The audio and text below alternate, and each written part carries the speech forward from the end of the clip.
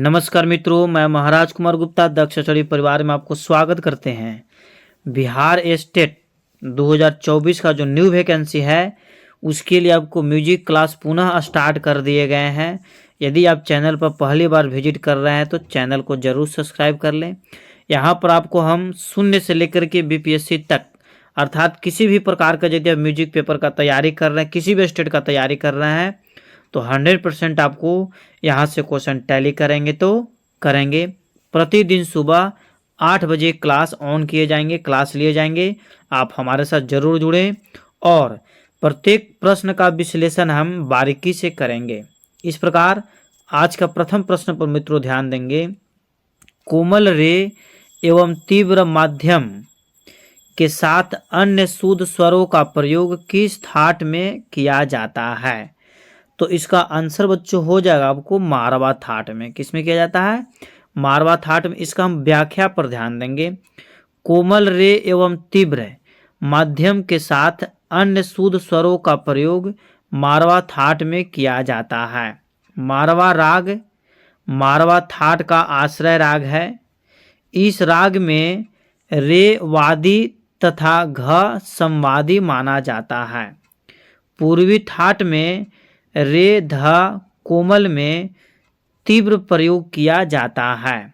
Bhairavi that में रे ग ध नी स्वर कोमल लगते हैं तथा कल्याण थाट में केवल तीव्र म का प्रयोग किया जाता है और शेष स्वर शुद्ध होते हैं। शेष क्या होते हैं? शुद्ध होते हैं। ठीक है। नेक्स्ट क्वेश्चन पर ध्यान देंगे कि ध्यान दीजिएगा, तंत्रवाद सितार के लिए कौन सही नहीं है? बहुत ही महत्वपूर्ण प्रश्न। तो नंबर 1 में आपका ऑप्शन है, इसमें 7 मुख्य तार होते हैं। ये भी आपका गलत है। ठीक है। इसके बाद है, इसमें पर्दे बंद होते हैं। सी में आपका ऑप्शन है, यह अवनद्धवाद का प्रकार है। यही आपका सही नहीं है। इसका व्याख्या हम लोग पढ़ेंगे। सितार अवनद्धवाद का प्रकार नहीं है। सितार एक तंत्रवाद है जिसमें सितार में मुख्य तार कितने होते हैं? 7 होते हैं। मुख्य तार होते हैं। ठीक है। मुख्य तार कितने होते हैं? 7।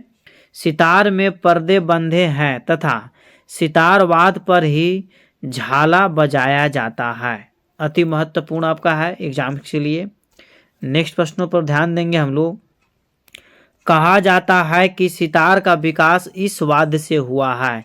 मतलब सितार का विकास जो है किस वाद्य से हुआ है? तानपुरा से, एक तारा से, वीणा से या इसरा? तो इसका आंसर हो जाएगा आपको सी नंबर, वीणा से हुआ। किससे हुआ? इसका व्याख्या पढ़ेंगे। सितार का विकास वीणा वाद्य के द्वारा हुआ है। सितार और वीणा एक तत्वाद्य है। वाद्य के प्रकार कितने हैं? 4 प्रकार है वाद्य के प्रकार। तो आपको सितार और वीणा जो है से तत्वाद्य है। ठीक है। अगला प्रश्न पर मित्रों ध्यान दीजिए बारीकी से। इनमें से एक प्रसिद्ध सितार वादक कौन है? इनमें से एक प्रसिद्ध सितार वादक कौन है? तो आपका आंसर हो जाएगा पंडित निखिल बनर्जी सितार वादक हैं। ठीक है। पंडित निखिल बनर्जी क्या है? सितार वादक है। मतलब सी नंबर आपका आंसर क्या है? सही है। इसका व्याख्या हम लोग देखेंगे। पंडित निखिल बनर्जी एक सितार वादक हैं। पंडित किशन महाराज जो है से तबला बजाते हैं। पंडित किशन महाराज क्या बजाते हैं? तबला बजाते हैं। उस्ताद अमजद अली खां सरोद वादक हैं। उस्ताद अमजद अली खां क्या बजाते हैं? सरोद वादक हैं। तथा पंडित जसराज साहब जो है सब प्रसिद्ध शास्त्रीय गायक हैं। चारों के चारों ऑप्शन को बारीकी से डिटेल्स में आपको बताते चलेंगे। अगला प्रश्न मित्रों आपको, लक्ष्मी ताल में कुल कितनी मात्राएं होती है? लक्ष्मी ताल में कुल कितनी मात्राएं होती है? तो इसका आंसर हो जाएगा 8 मात्रा होती है। लक्ष्मी ताल में कुल कितनी मात्राएं होती है? 8 मात्राएं होती है। इसका व्याख्या हम लोग पढ़ेंगे मित्रों कि लक्ष्मी ताल में 8 मात्राएं होती है। लक्ष्मी ताल तबले की ताल है। प्रश्न आपसे पूछ सकता है कि लक्ष्मी ताल किसकी ताल है? तबले की ताल है। इस ताल में 9 विभाग होते हैं और 10 मात्रा की झपताल और 17 मात्रा की शिखर ताल और 28 मात्रा की ब्रह्मा ताल होती है। एग्जाम में आपको पूछा जा चुका है कि ब्रह्मा ताल की कितनी मात्राएं होती है, तो 28 मात्रा होती है। ठीक है, इस प्रकार हम लोग नेक्स्ट प्रश्नों पर ध्यान देंगे। निम्न में से किस शब्द का प्रयोग सितार में नहीं होता है? निम्न में से किस शब्द का प्रयोग सितार में नहीं होता है? तो इसका आंसर हो जाएगा खुला बाज। ठीक है, बी नंबर, खुला बाज का प्रयोग सितार में नहीं होता है। अब हम लोग जानेंगे कि खुला बाज का प्रयोग कहाँ पर होता है। ठीक है, तो खुला बाज शब्द का प्रयोग सितार में नहीं होता है बल्कि तबले में होता है। कहाँ होता है? तबले में होता है। खुला बाज का प्रयोग जो शब्द है कहाँ होता है? तबले के साथ होता है। ठीक है, कण शब्द का प्रयोग मिंड के साथ होता है। कण शब्द का प्रयोग मिंड शब्द और कृतंत शब्द का प्रयोग सितार में किया जाता है। ठीक है, इस प्रकार हम लोग नेक्स्ट प्रश्नों पर मित्रों ध्यान देंगे। राग केदार किस थाट का है? राग केदार किस थाट का है? तो इसका आंसर हो जाएगा बच्चों कल्याण थाट का, सी नंबर। राग केदार किस थाट का है? कल्याण थाट का है। हम लोग ध्यान देंगे इसके डिस्कशन पर। राग केदार कल्याण थाट का राग है। ठीक है, अगला है खमाज राग। तो खमाज राग जो है खमाज थाट का है, और भैरव राग भैरव थाट का है, तथा बिलावल राग बिलावल थाट का ही है। ठीक है, फिर से एक बार ध्यान दीजिएगा। खमाज आपका जो है खमाज थाट का ही है, भैरव राग आपका भैरव का ही है, और बिलावल राग जैसे बिलावल थाट का ही है। अगला प्रश्न पर हम लोग ध्यान देंगे बारीकी से। राग मारवा का उत्सर्जित स्वर है। राग मारवा का वर्जित स्वर कौन होता है? बहुत ही महत्वपूर्ण प्रश्न आपका है। तो याद आपको रखना है कि राग मारवा का वर्जित स्वर जो आपका है प होता है। कौन होता है? प, सी नंबर। राग मारवा का वर्जित स्वर क्या होता है? प होता है। देखिए डिस्कशन इसका। राग मारवा का वर्जित स्वर प माना जाता है। मारवा राग का मारवा थाट राग है।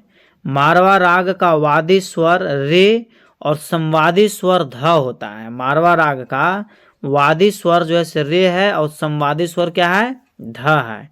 मारवा राग को दिन के अंतिम प्रहर में गाया जाता है। बहुत ही महत्वपूर्ण प्रश्न यहाँ पर आपका है। प्रश्न आपसे पूछ सकता है कि मारवा राग को किस प्रहर में गाया जाता है? तो दिन का अंतिम प्रहर में गाया जाता है। मारवा राग में तीव्र म का प्रयोग किया जाता है। नेक्स्ट प्रश्न पर मित्रों ध्यान दीजिए। राग मियाँ मल्हार के गाने का समय क्या है? बहुत ही महत्वपूर्ण प्रश्न आपका है। राग मियाँ के मल्हार के गाने का समय है, तो इसका आंसर हो जाएगा मित्रों राग मियाँ के मल्हार गाने का समय जो है से मध्य रात्रि में। कब है? मध्य रात्रि में इसको गाया जाता है। डिस्कशन पर ध्यान देंगे। राग मियाँ मल्हार के गाने का समय मध्य रात्रि माना जाता है। मियाँ मल्हार राग को काफी थाट में रखा गया है। किस थाट में रखा गया है?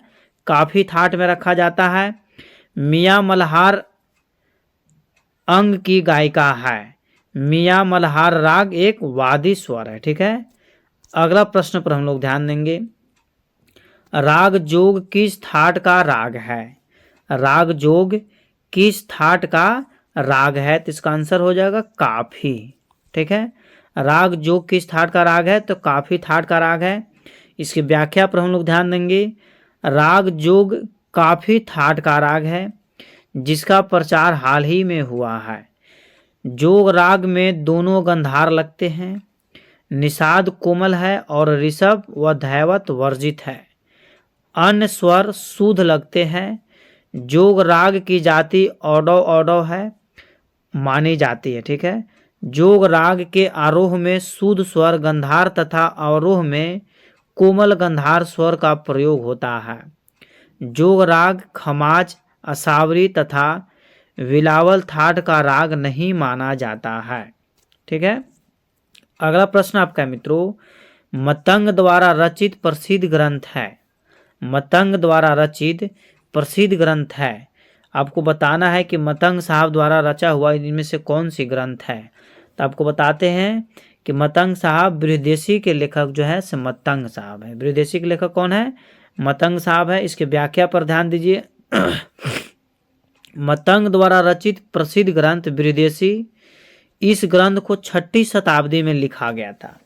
पूछ सकता है आपसे एग्जाम में कि बृहदेशी किस शताब्दी में लिखा गया था, तो 6ठी शताब्दी में लिखा गया था। बृहदेशी ग्रंथ में किन्नरी वीणा तथा द्वादश मूर्छना के बारे में विस्तृत वर्णन मिलता है। संगीत परिजात पर हम लोग चलेंगे, तो संगीत परिजात ग्रंथ के लेखक है अहोबल साहब। संगीत परिजात यहाँ पर है, संगीत परिजात के लेखक कौन है? अहोबल साहब। तथा संगीत दर्पण के लेखक हैं दामोदर गुप्त। संगीत दर्पण के लेखक कौन है? दामोदर गुप्त। अगला प्रश्न पर मित्रों बारीकी से ध्यान देंगे। राग दुर्गा की जाति क्या है? तो राग दुर्गा की जो जाति है औडव है। ठीक है, राग दुर्गा की जाति क्या है? औडव। यहाँ व्याख्या देखिए, राग दुर्गा की जाति औडव मानी जाती है। राग दुर्गा विलावल थाट का राग है। दुर्गा राग में गंधार और निषाद स्वर वर्जित हैं। इस राग में का वादी स्वर म तथा संवादी स्वर स है। ठीक है, दुर्गा राग का गायन समय रात्रि का दूसरा प्रहर माना जाता है। पूछ सकता आपसे है कि दुर्गा राग कब गाया जाता है, तो रात्रि का दूसरा प्रहर में इसको गाया जाता है। दुर्गा राग के मुख्य स्वर इस प्रकार हैं: स रे म प ध सा, या फिर सा ध म रे स। दुर्गा राग की जाति संकीर्ण होती है और संपूर्ण तथा औडव नहीं मानी जाती है। नेक्स्ट प्रश्न पर बच्चों ध्यान देंगे।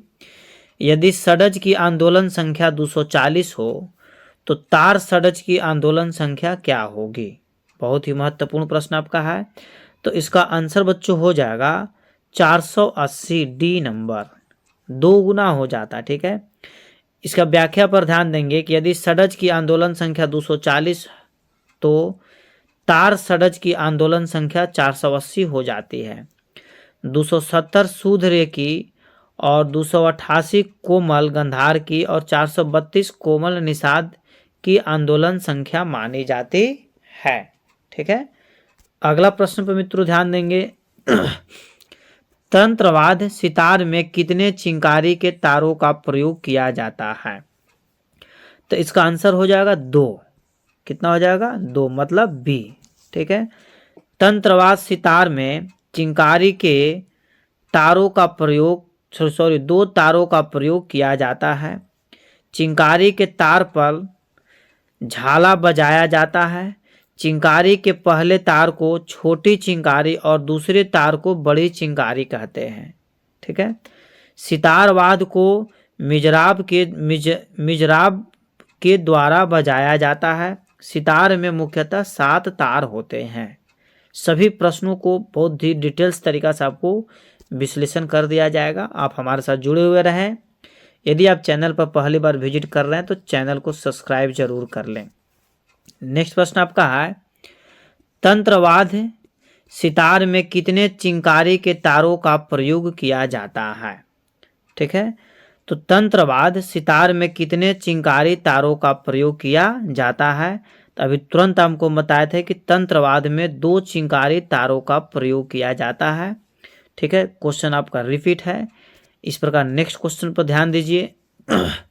इनमें से कौन सा राग अमीर खुसरो की रचना नहीं है?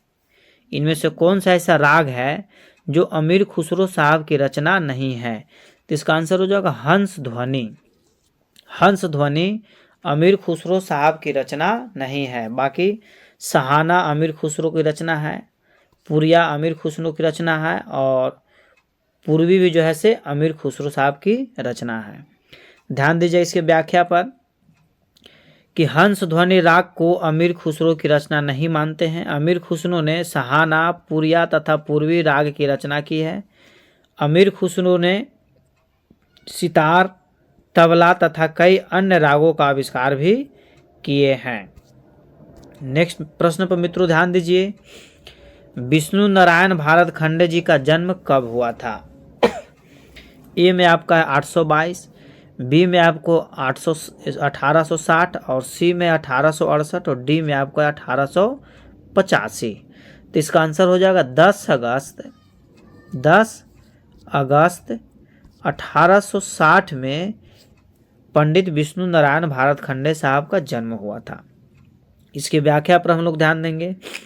पंडित विष्णु नारायण भारत खंडे का जन्म मुंबई के बालकेश्वर नामक स्थान पर 10 अगस्त 1860 ईस्वी को हुआ था। ठीक है।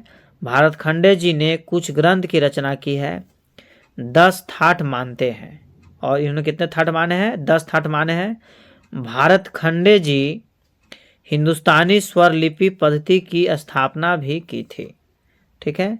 नेक्स्ट प्रश्न पर मित्रों ध्यान दीजिए। अभिनव राग मंजरी के लेखक कौन है? अभिनव राग मंजरी के लेखक कौन है? सारंग देव, भरत साहब, भारत खंडे साहब या मतंग साहब? तो बच्चों इसका हो जाएगा भारत खंडे साहब, सी नंबर। अभिनव राग मंजरी के लेखक कौन है? तो भारत खंडे साहब। यहाँ देखिए व्याख्या में ध्यान देंगे।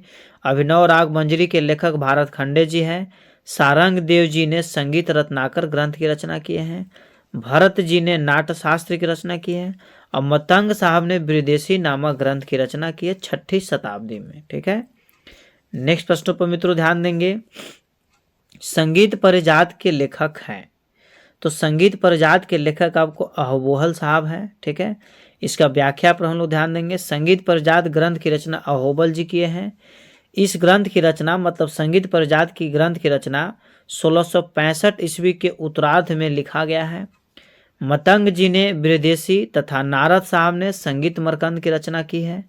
और सदारंग एक गायक हैं। सदारंग क्या है? गायक हैं। ठीक है। अगला प्रश्न पर मित्रों ध्यान देंगे। धमार की बियाड़ लय एक आवर्तन में से कितनी मात्रा छोड़कर शुरू होती है? ठीक है। बहुत ही महत्वपूर्ण प्रश्न आपका है। कितनी मात्रा छोड़कर शुरू होती है? तो इसका आंसर हो जाएगा बच्चों 6 मात्रा छोड़कर शुरू होती है, बी नंबर। इसकी व्याख्या पर ध्यान देंगे। धमार ताल की बियाड़ होगा।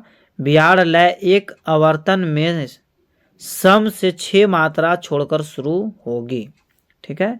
ध्यान दीजिएगा। 14 गुना 7, 14 चौका 56/7, मतलब इसका व्याख्या आपको किया गया है। नेक्स्ट प्रश्नों पर बच्चों ध्यान देंगे। सितार में कुल कितने तार होते हैं? अभी कुछ देर पहले ही बताया गया है कि सितार में कुल कितने तार होते हैं। तो सितार में कुल 7 तार होते हैं, डी नंबर। सितार में कुल कितने तार होते हैं? 7 तार होते हैं। इसका व्याख्या पढ़ेंगे हम लोग।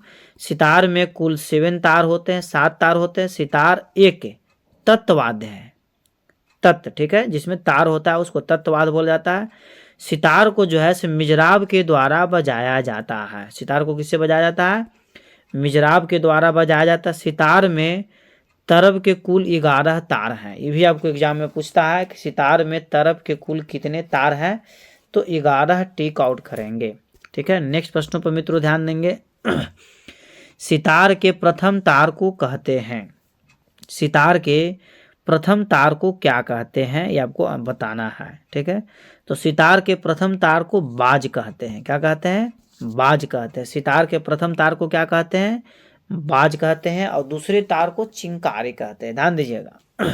सितार के प्रथम तार को बाज का तार कहते हैं। छठा और 7वां तार को चिंकारी का तार कहते हैं। और दूसरा तथा तीसरे नंबर के तार को जोड़ी का तार कहते हैं। बहुत ही महत्वपूर्ण प्रश्न आपका है कि पहला तार को बाज बोला जाता है, दूसरा और तीसरा तार को आपको जोड़ी का तार बोला जाता है, और छठा और 7वां तार को चिंकारी का तार कहा जाता है। अगला प्रश्न मित्रों आपका, सितार में पीतल के तार होते हैं। सितार में पीतल के तार जो होते हैं कितने नंबर पर होते हैं? तो दूसरा और तीसरा का है, बी नंबर। ठीक है। सितार में जो पीतल के तार होते हैं दूसरा और तीसरा नंबर का तार पीतल के तार बने होते हैं। पीतल का तार का बना होता है। सितार में दूसरा और तीसरा तार पीतल का होता है। सितार एक तत्वाद्य है। इसे मिजराब की सहायता से बजाई जाती है। सितार के तार पीतल और स्टील के बने होते हैं। आपको बीपीएससी एग्जाम में पूछा भी गया है कि सितार के तार किसके किसके मिश्रण से बने होते हैं, तो पीतल और स्टील के मिश्रण से बने होते हैं। अगला प्रश्न पर मित्रों ध्यान देंगे। सितार में दो स्वर को एक दूसरे के बाद शीघ्रता से बजाने को क्या कहते हैं? सितार में दो स्वरों को एक दूसरे के साथ शीघ्रता से बजाने को क्या कहते हैं? ठीक है, तो इसका आंसर बच्चों बताइए क्या हो। तो इसका आंसर आपका है जमजमा, बी नंबर। ठीक है, व्याख्या पर ध्यान दीजिए। सितार में दो स्वरों को एक दूसरे के बाद शीघ्रता से बजाने को जमजमा कहते हैं। जमजमा शब्द का प्रयोग सितार वाद्य में ही किया जाता है। ठीक है, जमजमा शब्द का प्रयोग सितार वाद्य में ही किया जाता है। एग्जाम में पूछ सकता है कि जमजमा शब्द का प्रयोग कौन सी वाद्य में किया जाता है? तो सितार में किया जाता है। अगला प्रश्न पर ध्यान दीजिएगा। ताल की 10 प्राण तालिका में लय रहता है। ठीक है, ताल की 10 प्राण की तालिका में लय रहता है। इसका आंसर हो जाएगा 8वें स्थान, मतलब डी नंबर। ठीक है, नेक्स्ट प्रश्न पर बच्चों ध्यान दीजिए कि देसी ताल का चौथा प्राण है। देसी ताल का चौथा प्राण है, तो इसका आंसर हो जाएगा बच्चों आप अंग, डी नंबर। क्या हो जाएगा? अंग। देसी ताल का चौथा प्राण अंग है। जाति का स्थान छठा है। ग्रह का स्थान आपको 5वां है और लय का स्थान आपको 8वां माना जाता है। लय का स्थान को क्या माना जाता है? 8वां माना जाता है। देखिए यहाँ पर दिया भी था कि ताल की 10 प्राण तालिका में लय कहाँ है, तो 8वां स्थान पर यहाँ दिया ना है। उसी प्रकार आपको प्रश्न दे सकता है कि ध्यान दीजिएगा, जाति जैसे किस स्थान पर आता है लय में, तो छठा स्थान पर आता है। ग्रह जो है लय में कैवें स्थान पर आता है, तो 5वां स्थान पर आता है। और लय का 8वां स्थान जो है से माना जाता है। ठीक है, अगला प्रश्न ध्यान दीजिएगा कि दाहिने तबले को अधिक चढ़ाने उतारने के लिए इस पर आघात करते हैं। ठीक है, दाहिने तबले को अधिक चढ़ाने उतारने के लिए इस पर आघात करते हैं, तो इसका आंसर बच्चों हो जाएगा, ध्यान दीजिएगा, गजराज, सॉरी गजरा पर। क्या हो जाएगा? गजरा, मतलब एप्पल। ठीक है, दाहिने तबले को अधिक चढ़ाने उतारने के लिए हम किस पर आघात करते हैं, तो गजरा पर करते हैं। यहाँ लिखा हुआ भी है डिस्क्रिप्शन में कि दाहिने तबले को अधिक चढ़ाने उतारने के लिए गजरा पर आघात करते हैं। अगला प्रश्न आपका है, तबले के मुख्य कितने घराने हैं? तो तबले के मुख्य जो है सबको 6 घराने हैं। कितने घराने हैं? तबले के मुख्यतः 6 घराने हैं। 6 घरानों का आपको नाम बता देते हैं। दिल्ली घराना, लखनऊ घराना, बनारस घराना, अजराड़ा घराना, 5वां है फर्रुखाबाद घराना और 6ठा है पंजाब घराना। ठीक है, ये तबले के घराना आपका है, आपको पूछ सकता है एग्जाम में। तबले के दिल्ली बाज का दूसरा नाम क्या है? तबले के दिल्ली बाज का दूसरा नाम क्या है? तो ध्यान दीजिएगा इसको बारीक। किनारा बाज, बॉल। क्या है? किनारा बाज। इसका डिस्क्रिप्शन पर ध्यान दीजिए, व्याख्या पर। दिल्ली बाज का तबले में दूसरा नाम किनारा बाज है। दिल्ली बाज को सर्वप्रथम एवं प्राचीन बाज भी कहते हैं। पूछ सकता आपको है कि सबसे प्राचीन बाज कौन सा है, तो दिल्ली बाज है, या सर्वप्रथम बाज उसी को बोला जाता है। इस बाज के संस्थापक, मतलब तबले बाज के संस्थापक सिद्धार खां माने जाते हैं। तबले बाज के संस्थापक कौन है? तो दिल्ली बाज के संस्थापक आपको सिद्धार खां माने जाते हैं। अजराड़ा बाज को आड़ी लय का बाज तथा पंजाब को खुला बाज भी कहते हैं। अगला प्रश्न पर मित्रों बारीकी से ध्यान दीजिए। तिहाई कितने प्रकार के होते हैं? तिहाई कितने प्रकार के होते हैं? तो 2 प्रकार के होते हैं। तिहाई कितने प्रकार के होते हैं? 2 प्रकार के होते हैं। पहला को दमदार तिहाई बोलते हैं और दूसरा को बेदमदार तिहाई बोलते हैं। बहुत ही महत्वपूर्ण प्रश्न आपका है कि तिहाई कितने प्रकार के होते हैं, तो 2 प्रकार के होते हैं। फर्स्ट को दमदार तिहाई और सेकेंड को बेदमदार तिहाई कहते हैं। अगला प्रश्न पर ध्यान देंगे, किस घराने के बाज को पेशकारा या फिर कायदा और रेले को अधिक महत्व दिया जाता है? तो इसका आंसर हो जाएगा बच्चों दिल्ली घराना को। इसको दिल्ली घराना को। व्याख्या पर ध्यान दीजिए। दिल्ली घराने के बाज में पेशकारा, कायदा और रेले का अधिक महत्व दिया जाता है। दिल्ली घराने में 2 उंगलियों का प्रयोग किया जाता है। दिल्ली घराने को सर्वप्रथम घराना भी माना जाता है। ठीक है।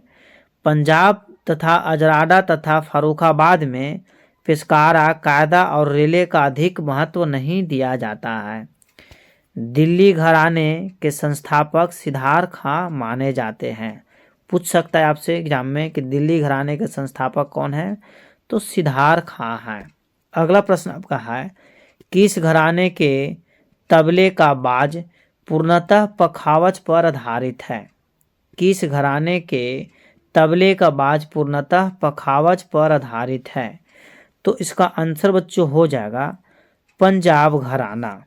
क्या हो जाएगा? पंजाब घराना। यही देखिए आपका पखावज है। ठीक है। कहने के मतलब व्याख्या पर हम लोग ध्यान देंगे। पंजाब घराने के तबले का बाज पूर्णतः पखावज पर आधारित है। पंजाब घराने में खुले बोलों का बंद करने बजाने की प्रथा प्रचलित है। बनारस, फर्रुखाबाद और अजराडे घराने के तबले का बाज पूर्णतः पखावज पर है। ठीक है। नेक्स्ट क्वेश्चन पर बच्चों ध्यान देंगे। ताल में समय नापने की रीति को क्या कहते हैं? ताल में समय मापने की रीति को काल कहते हैं। क्या कहते हैं? काल कहते हैं। व्याख्या पर ध्यान दीजिए। ताल में समय नापने की रीति को काल कहते हैं। मार्ग, यति और जाति ताल में समय नापने की रीति नहीं है। ठीक है। अगला प्रश्न पर बच्चों ध्यान दीजिए बारीकी से। विकृति स्वरों की संख्या कितनी है? विकृति स्वरों की संख्या आपको 5 मानी गई है। कितना मानी गई है? 5 मानी गई है। ध्यान दीजिएगा। विकृति स्वरों की संख्या 5 होती है। विकृति स्वर 2 प्रकार की होती है। आपसे पूछ सकता है एग्जाम में कि विकृति स्वर के कितने प्रकार हैं, तो 2 प्रकार हैं। फर्स्ट आपका है तीव्र और सेकेंड आपका है कोमल। कोमल स्वर 4 होता है तथा तीव्र स्वर 1 होता है। इस प्रकार हम कह सकते हैं कि विकृति स्वरों की संख्या कुल कितनी है? 5 होती है। ठीक है। पांचों कौन कौन है ये भी आप जान जाइए। रे, ग, ध, नि, म। यही पांचों क्या है? विकृति स्वर है। रे, ग, ध, नि, म। आपसे पूछ सकता है एग्जाम में कि निम्नलिखित में से कौन विकृति स्वर है, तो आपको याद होना चाहिए रे, ग, ध, नि, म। अगला प्रश्न पर बच्चों ध्यान देंगे। इनमें से आश्रय राग है। इनमें से आश्रय राग है, तो इसका आंसर हो जाएगा तोड़ी। क्या हो जाएगा? तोड़ी। तोड़ी राग तोड़ी थाट का आश्रय राग है। तोड़ी राग का वादी ध तथा संवादी स्वर ग माना जाता है। तोड़ी राग की जाति संपूर्ण मानी जाती है। पूछ सकता है एग्जाम में कि तोड़ी राग जो है किस जाति का है, तो संपूर्ण जाति का है। तोड़ी राग में रे, ग, ध स्वर कोमल और तीव्र म का प्रयोग किया जाता है। भैरवी राग भैरवी थाट का आश्रय राग है और बिहाग राग बिलावल थाट का आश्रय राग है। नेक्स्ट प्रश्नों पर बच्चों ध्यान देंगे। संगीत में श्रुतियों की संख्या कितनी है? तो संगीत में श्रुतियों की संख्या आपको 22 मानी गई है। कितनी है? 22 है। व्याख्या पर ध्यान दीजिए। संगीत में कुल 22 श्रुतियाँ होती है। इन्हीं 22 श्रुतियों में 12 स्वर की स्थापना की गई है और इन 12 स्वरों में 7 को शुद्ध स्वर तथा 4 को विकृति स्वर कहा गया है। ध्यान दीजिए फिर से। 22 श्रुति टोटल है जिसमें 12 स्वर की स्थापना इसी के अंतर्गत किया गया है। इनमें 12 स्वरों में 7 जो है से शुद्ध स्वर है और 4 जो है से विकृति स्वर है। ठीक है। हालांकि विकृति स्वर के कुल संख्या आपको 5 है। ठीक है। यहाँ पे मिसप्रिंट किया हुआ तब ना 7 और 5 12 हो जाएगा। ठीक है। यहाँ कितना होना चाहिए? 5 होगा। ठीक है। अगला प्रश्न पर बच्चों ध्यान दीजिए। कर्ण स्वर का अन्य नाम क्या है? कर्ण स्वर का अन्य नाम आपको स्पर्श स्वर है। कर्ण स्वर का अन्य नाम क्या है? स्पर्श स्वर है। इसकी व्याख्या पर बच्चों ध्यान दीजिए। कर्ण स्वर का अन्य नाम स्पर्श स्वर है। कर्ण स्वर का अर्थ है अपने मूल स्वर के अतिरिक्त अन्य स्वर को स्पर्श कर फिर अपने मूल स्वर पर आना। जैसे म विवादी स्वर, वर्जय स्वर, तथा वक्र स्वर को कर्ण स्वर नहीं कहते हैं। अगला प्रश्न पर ध्यान दीजिए, गजंपा ताल के कितने विभाग होते हैं? प्रश्न आपका बहुत ही महत्वपूर्ण है। तो इसका आंसर हो जाएगा 4 विभाग होते हैं। कितने विभाग होते हैं? 4 विभाग होते हैं गजंपा ताल की। इसका व्याख्या पर ध्यान दीजिए, गजंपा ताल में 4 विभाग होते हैं। गजंपा ताल 15 मात्रा की ताल है। गजंपा ताल एक पखावज की ताल है। पूछ सकता है गजंपा ताल कैसी ताल है? तो पखावज की ताल है। ध्रुपद गायन में गजंपा ताल का प्रयोग किया जाता है। पूछा जा सकता है कि ध्रुपद गायन में किस ताल का प्रयोग किया जाता है? तो गजंपा ताल का प्रयोग किया जाता है। अगला प्रश्न मित्रों आपका, ब्रह्मा ताल की कितनी मात्राएं होती है? अभी कुछ देर पहले ही आपको हम जिक्र कर चुके थे। सभी व्याख्या पर आप बारीकी से यदि ध्यान देते हो तो 100% आपका एग्जाम निकल जाएगा, तो निकल जाएगा। तो ब्रह्मा ताल की कितनी मात्राएं हैं? तो 28 मात्रा मानी गई है। ठीक है, यहाँ पर मिसप्रिंट आंसर आपको है, ध्यान दीजिएगा। ब्रह्मा ताल की कितनी मात्राएं हैं? 28 मात्राएं। इसका हम व्याख्या पर ध्यान देंगे बच्चों। रुद्र ताल में दूसरी, छठी और 11वीं मात्रा पर खाली होती है। रुद्र ताल में 11 मात्राएं होती है। रुद्र ताल यहाँ पर होगा। रुद्र ताल को तबले पर बजाया जाता है। रुद्र ताल में 11 विभाग होते हैं। ठीक है, अगला प्रश्न पर बारीकी से ध्यान दीजिए, लय के चाल क्रम को क्या कहते हैं? लय के चाल क्रम को क्या कहते हैं? इसका आंसर हो जाएगा मित्रों, यति कहते हैं। क्या कहते हैं? यति कहते हैं। बारीकी से आपको याद कर लेना है कि लय के चाल क्रम को क्या कहते हैं? तो यति कहते हैं।